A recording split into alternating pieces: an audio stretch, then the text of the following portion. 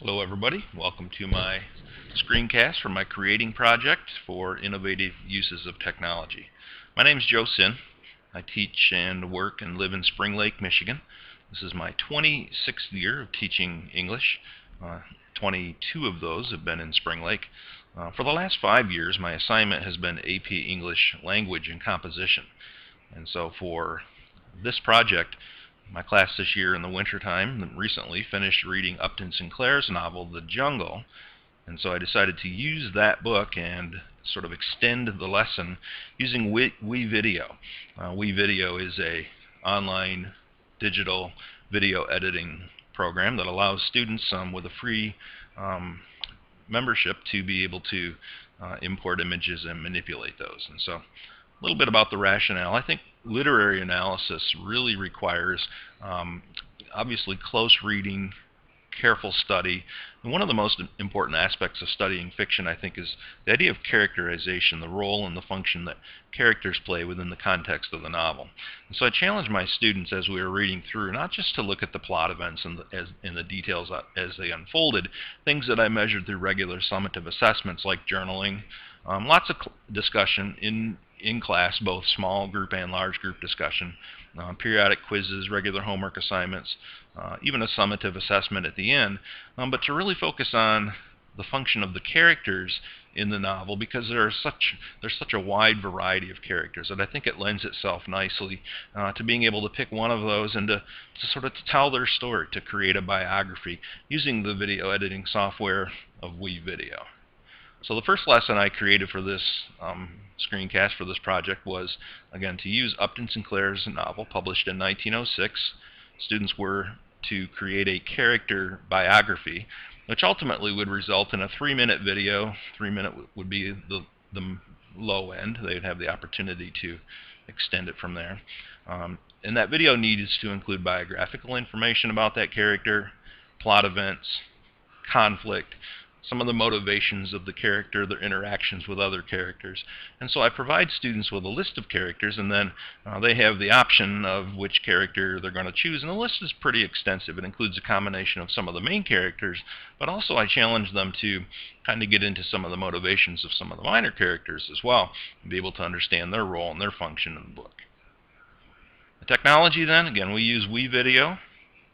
This is an online program that allows students to import still images, video clips, sound, even to record their own video and sound, manipulate text, transitions. And so in addition to WeVideo, which is sort of the parent program here, Google Images, YouTube, Flickr, any number of places from the internet where they're able to locate and capture information. WeVideo then, again, is an online video editing platform. It does have a free version that I encourage students to use. It's fairly limited in its free version. There is a premium upgrade that if you were going to use it a lot, if I were going to use it a lot for my own purposes, I would consider upgrading to the premium. It allows students, again, to upload media. This can include video clips from places like YouTube, audio files, even recording their own. It does provide online storage, and so there's really no risk of losing material once it's uploaded. It does have a collaboration feature where multiple students can work on the same project, but that's available only in the premium upgrade. The editing tools are pretty self-explanatory and I think pretty intuitive. It does allow students to publish their finished video, to share it on YouTube, and so we encourage them to do that with the finished product. Some of the skills then that the instructor, the teacher, would need to have, obviously an excellent understanding of the book, but then relative to WeVideo, understanding how to upload the media, how to record video and sound using the record feature, some of the drag and drop features of the site itself, themes and transitions, troubleshooting, being able to help students through any of the technological glitches that are bound to happen. Student knowledge then, again, this is an enrichment activity that would take place after 3 weeks or so of pretty careful study of Sinclair's book. And during that time, again, in addition to all of the regular assessments and things, careful analysis of the characters, understanding the WeVideo editing program, which is, again, I think something that comes pretty naturally to the digital natives, the students that we teach, the ones who spend so much of their time online and manipulating multi-sensory images anyway. Biographical storytelling, being able to understand those components that make for a good biography. Oral communication and speaking skills for anything that they choose to record and upload themselves. And so the task, really, this is the process of the entire assignment. Again, after about 3 weeks of studying the jungle and including a number of formative and summative assessments, I challenge students to pick a character from the book. Before we go to the computer lab to begin doing research, they are encouraged to brainstorm for chapters of what they would want to include. Things like that character's family, their work in the city of Chicago, which is where the jungle is set, some of the conflicts that they come across and how they would want to tell that story. This can be done in a storyboard. They can draft a script so that if they want to include any of their own voiceover to it, they know what they want to say. And then when we get to the computer lab, students search the internet for media, and that's what allows them to really let the video come to life. They can upload, again, digital images, still pictures. They can find video clips online from any number of sources and import those. They can upload songs from their iTunes accounts. And then once those images are all uploaded, then they can begin to put the video together, the storyboard and the timeline. Again, the drag and drop feature is nice. It allows them to simply, see the entire picture of their video and to make adjustments. They can lengthen and shorten clips, move pictures around, again, record their own voice over it, and then finally publish the finished version. Some of the advantages, again, I think the assignment itself really requires close and critical reading, but when we use WeVideo, it really opens a door of creativity that really cannot be mirrored, I don't think, in class through our discussions and other activities. The software is very interactive. It creates high level of engagement. Students like to take those things that they've learned in a unit and be able to extend those and to enrich them, and I think using video editing software is really high motivation. It does cater to a number of learning styles, including audio-visual, so it's not just for those students that are good at what I call sit and get. They have the opportunity to show their creativity. Some of the disadvantages with this particular unit, again, it's not intended to replace careful study of the novel. It's merely to enrich it. And I think the way that the assignment is set up right now, it does tend to focus on a single character at a time. And so that's something that on down the road we could look at expanding. My school does not have one-to-one devices, and so we do have to create lab space or lab time for the students. Usually I give them a day or two in the lab to get their project started and kind of learn a little bit about the program, and then they're invited to continue work on it at home to create the finished product. Most of my students have far better technology at home than they do at school. The free version, again, is limited. It doesn't have all of the capabilities and functions that the pay version does. Collaboration is one of those things. It is students being able to work from multiple stations on the same project is available only in the premium version. Some of the best practice strategies, then, it does again require close and critical reading. There is a fair amount of writing involved prior to beginning our research or our gathering of information. Lecture discussion, walking them through not only the book but the process involved with WeVideo. Modeling the technology. Multisensory learning. For students to really, I think, in many ways engage in higher order thinking and creative solutions. And even though we don't have the premium version, I think there's a fair amount of collaboration that goes on as students pick each other's brains a little bit. They move around the lab a lot. They realize that it's not a competition, and so it's fun to see what other kids are doing.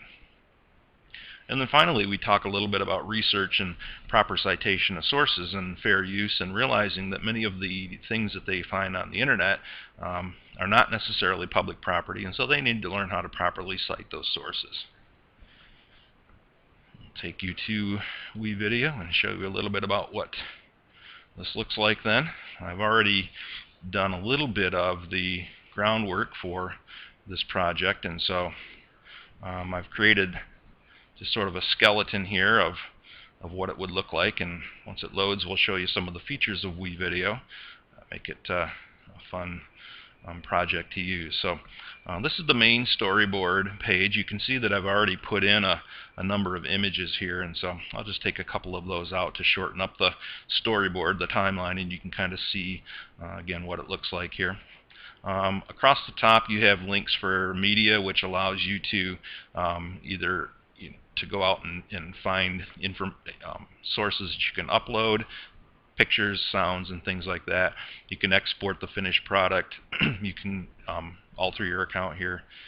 What I want to show you here is, with the upload feature, when you click to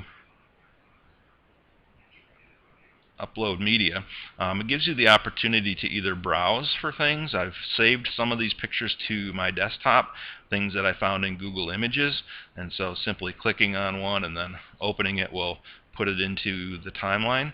Or you can go out to Drive or Flickr or Facebook, Picasa, a number of places where you may have stored images before, and you can go out and get those and import them into the storyboard here.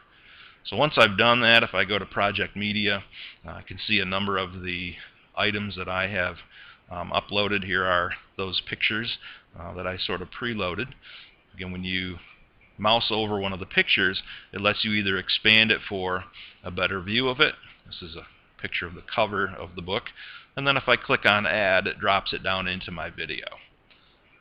And then I can do that with any number of images that I've already uploaded, and it simply again adds those into the story. You can drag them around and relocate them. It's got two of the same one there. You can edit them. If I click on the edit feature, there's a window that opens that lets me type in a caption for it. So this one I could hogs unloaded in stockyards, and that puts that caption on there. The option also of uploading music. When I hover over the musical note here, you can see that I've already uploaded a couple of different sound clips here. This Guns N' Roses from my iTunes collection, and so I can simply add that song into to the timeline as well. So go back to Project Media, to the pictures, put in a couple of other images that we found. So I can drag them down.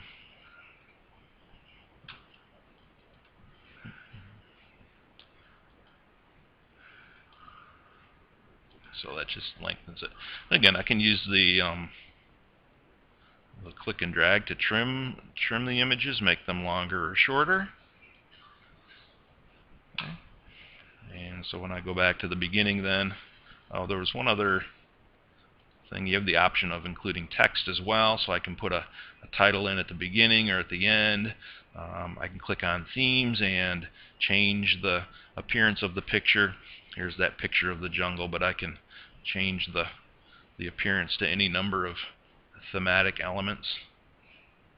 I go back to my storyboard, and with my media I can also incorporate backgrounds, so that if I wanted to take any one of these items, add it into, move it to the very beginning here.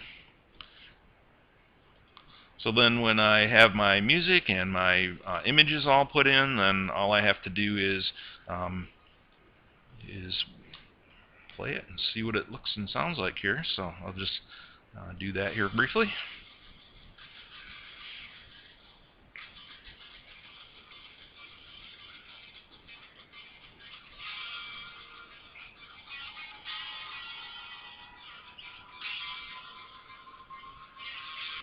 So you kind of get a feel for how all the transitions work. When I'm finished, again, I can click on Publish, and it gives me the option to export it out to YouTube or what have you. So And it's just a little bit about